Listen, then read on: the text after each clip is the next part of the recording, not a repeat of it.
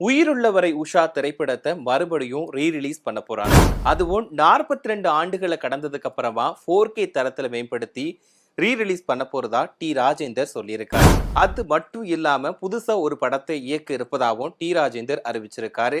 நிறைய விஷயங்களை அவர் சொல்லியிருக்காரு. என்னென்ன சொல்லியிருக்காரு அப்படிங்கறத பத்தி இந்த பதிவுல விரிவா பார்க்கலாம். 1983ஆம் ஆண்டு டி ராஜேந்தர் இயக்கி நடிச்ச திரைப்படம் தான் உயிருள்ளவரை உஷா. இந்த படத்துக்கு முன்னாடி வரைக்கும் ரயில் பயணங்களில் அப்படின்னு ஒரு சில படங்களை இயக்கியிருந்தாரு டி ராஜேந்தர். ஆனா இந்த படங்கள்ல சின்ன சின்ன கேரக்டர்லயும் டி ராஜேந்தர் நடிச்சிருந்தார். அதாவது கேமியோ ரோல், குணச்சித்திர வேடம் அப்படின்னு சின்ன சின்ன கதாபாத்திரங்களை நடிச்சிருந்தாரு. ஆனா உயிருள்ளவரை உஷா திரைப்படத்துல முழுமையான நடிகனா அறிமுகமானாருன்னே சொல்லலாம். டி ராஜேந்தர் இயக்கக்கூடிய படங்கள்ல எழுத்து, இயக்கம் இது மட்டும் இல்லாம ஒளிப்பதிவு, எடிட்டிங், இசை அப்படின்னு எல்லாத்தையுமே அவரை பண்ணுவார். ஆனா முதல் முறையா உயிருள்ளவரை உஷா படத்துல முழுமையான கதாநாயகனா அறிமுகமானாரு. நம்ம தமிழ் சினிமாவில் அந்த காலகட்டத்துல ஹீரோ அப்படின்னா ஒரு வரையறை இருக்கு அப்படின்னு சொல்லிட்டு ஒரு இலக்கணத்தை வகுத்து வச்சிருந்தாங்க. என்னன்னா ஒரு ஹீரோ வந்து குட் லுக்கிங்கா தாடியை ட்ரீம் பண்ணிக்கிட்டு ஷேவ் பண்ணிக்கிட்டு லவ்லி பாயா இருக்கணும் அப்படின்னு சொல்லிட்டு சொல்லுவாங்க. ஆனா அதெல்லாம் உடைச்சு எறிஞ்சிட்டு நான் தாடி வச்சுக்கிட்டு முடிய வச்சுக்கிட்டு என்னோட ஸ்டைல நான் தனிப்பட்ட முறையில தெரிவேன் அப்படின்னு சொல்லிட்டு அவர் ஒரு புதிய ஸ்டைலை கொண்டு வந்தார். இது ரசிகர்களுக்கு வந்து ரொம்பவே பிடிச்சிருந்துச்சுன்னு சொல்லலாம். ஏன்னா டி ராஜேந்தர் இயக்கக்கூடிய படங்கள், அவர் நடிக்கக்கூடிய படங்கள் எல்லாமே தனித்துவமா இருக்கும். ஏன்னா அவர் எந்த பெண்களையுமே தொடாம தான் நடிப்பார். அதாவது டூயட் பாடல்கள் இருந்தாலுமே அவர் அந்த காட்சிகளையுமே கதாநாயகிகளை தொடாம தான் அந்த படத்துல நடனமாடி இருப்பாரு, நடிச்சிருக்கவும் செஞ்சிருப்பாரு. அந்த வகையில இவர் இயக்குன உயிருள்ளவரை உஷா திரைப்படம் வெளியாகி 42 வருஷங்கள் தாண்டிடுச்சு. இப்போ இந்த படத்தை ரீரிலீஸ் பண்ண போறாங்க. அதுவும் 4K தரத்துல மேம்படுத்தி ரீரிலீஸ் பண்ண போறதா டி ராஜேந்தர் சொல்லியிருக்காரு. அது மட்டும் இல்லாம தன்னோட காதலி பெயரையே இந்த படத்தோட டைட்டிலா வச்சு இயக்கி நடிச்ச இந்த படத்துல வந்து கங்காவும் நளினியும் முதல் முறையா அறிமுகமானாங்க. இந்த படத்துக்கு அப்புறமா நளினிக்கு பட வாய்ப்புகள் நிறைய வர ஆரம்பிச்சதுன்னே சொல்லலாம்.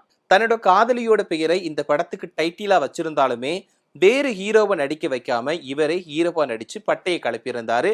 இந்த படம் வந்து செம ஹிட்டாச்சுன்னு சொல்லலாம். முதல்ல இந்த படம் ரிலீஸ் ஆகிறதுக்கு நிறைய சிக்கல் வந்து ஏற்பட்டுச்சு. அந்த சிக்கலை எல்லாம் உடைச்சு எரிஞ்சிட்டு ஒரு வழியா படத்தை ரிலீஸ் பண்ணாங்க. இந்த படம் ரிலீஸ் ஆகி சூப்பர் டூப்பர் ஹிட்டாச்சுன்னே சொல்லலாம். அது மட்டும் இல்லாம இந்த படத்துல இருக்கக்கூடிய எல்லா பாடல்களுமே தனி ரகம்னு சொல்லலாம். ஏன்னா இந்த படத்துல பாடல் எழுதி இசையமைச்சிருந்தது டி ராஜேந்தர் தான். அதாவது டி ராஜேந்தரோட பாடல்கள் எப்பவுமே தனித்துவமா இருக்கும். அதாவது காதல் பாடல்களா இருந்தாலும் சரி, குத்து பாடல்களா இருந்தாலும் சரி, சோகமான பாடல்களா இருந்தாலும் சரி, அது கொஞ்சம் எல்லாத்தையும் விட டிஃப்ரெண்டா இருக்குன்னே சொல்லலாம்.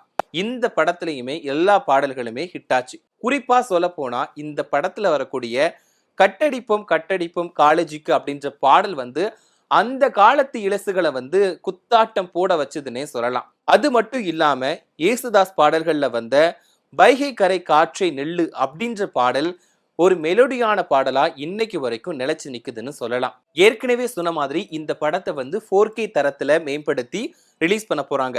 அதுவும் அடுத்த மாசம் ரிலீஸ் பண்ண போறதா டி ராஜேந்தர் அறிவிச்சிருக்காரு.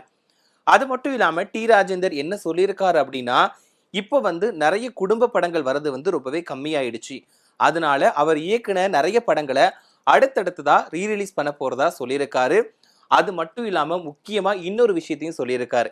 அதாவது இவர் வந்து சொல்ல போனா டி ராஜேந்தர் வந்து செட் அமைக்கிறதுல வந்து தனித்துவமானவர். அதாவது நான் ஏற்கனவே சொன்ன மாதிரி எழுத்து, இயக்கம், ஒளிப்பதிவு, இசை, எடிட்டிங் இது எல்லாத்துலயுமே தனித்துவமானவர் டி ராஜேந்தர். அதே மாதிரி உயிருள்ளவரை உஷா படத்துல செட் அமைச்சது மூலமா இவர் செட் அமைக்கிறதுலையும் தனித்துவமானவர் அப்படின்னு பேர் வாங்கினாரு. அந்த வகையில இப்போ இவர் வந்து புதுசா ஒரு படத்தை வந்து இயக்க போறதா சொல்லியிருக்காரு. இப்போ குடும்ப படங்கள் வந்து நிறைய கம்மியாயிடுச்சு, வரது வந்து ரொம்ப கம்மியாயிடுச்சு. அதனால நான் கூடிய விரைவில் ஒரு புதிய படத்தை இயக்க போறேன் அப்படின்னு சொல்லியிருக்காரு. அதே மாதிரி புதிய வரவுகள் சினிமாவுக்கு வந்து ரொம்பவே கம்மியாயிடுச்சுன்னு சொல்றாங்க. அதாவது காமெடி நடிகர்கள் வரக்கூடியவங்க வந்து ரொம்பவே கம்மியாயிட்டாங்க. அதனால நான் புதுசா ஒரு படம் இயக்க போறேன், அதுக்காக செட்டை வந்து தயார் பண்ணிட்டு வரேன் அப்படின்னு சொல்லியிருக்காரு. அந்த செட்டோட பணிகள் முடிஞ்சதுக்கு அப்புறமா படப்பிடிப்பு பணிகளை தொடங்க போறதாகவும் அறிவிச்சிருக்காரு. இது ஒரு குட் நியூஸா தான் இருக்கும்னு நினைக்கிறேன். ஏன்னா டி ராஜேந்தரோட படங்கள் எல்லாமே ரொம்பவே நல்லா இருக்கும். சொல்ல போனா குடும்பத்தோட உட்காந்து பாக்குற மாதிரி இருக்கும்.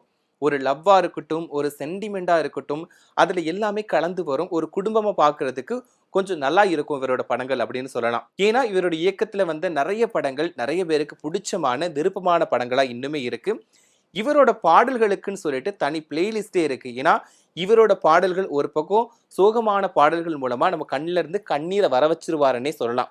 அதே மாதிரி இவரோட குத்து பாடல்கள் எல்லாத்தையுமே குத்தாட்டம் போட வச்சிருவாரு. அந்த மாதிரி நிறைய விஷயங்கள் இவர்கிட்ட இருக்குன்னே சொல்லலாம்.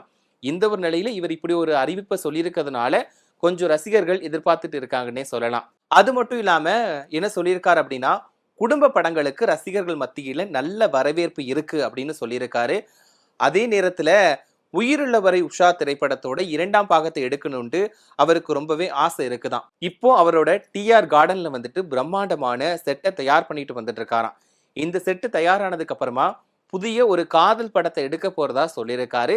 இதுக்கு எதிர்பார்ப்பு ரொம்பவே இருக்குன்னு சொல்லலாம். இப்போ உயிருள்ளவரை உஷா திரைப்படத்தை 42 வருஷத்துக்கு அப்புறமா ரீரிலீஸ் பண்ண போறாங்க அப்படின்னு சொன்னதுனால எல்லாருமே எதிர்பார்ப்போட காத்துட்டு இருக்காங்க.